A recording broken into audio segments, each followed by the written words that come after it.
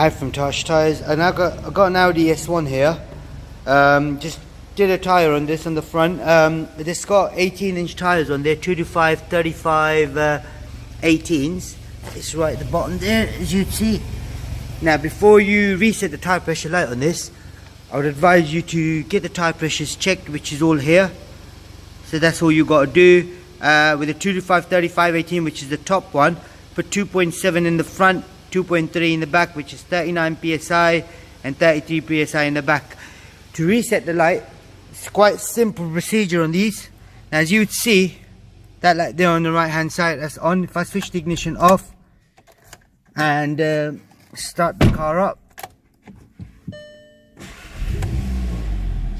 and light would come on saying tyre pressure check. Now, to do this, you got to do it through the menu.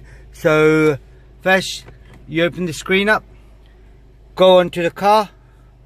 Here we go. Now press the system button, which is this one here.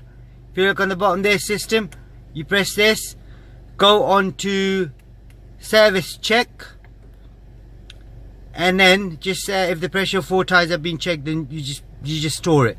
So what I'll do, I'll go scroll right, press OK again.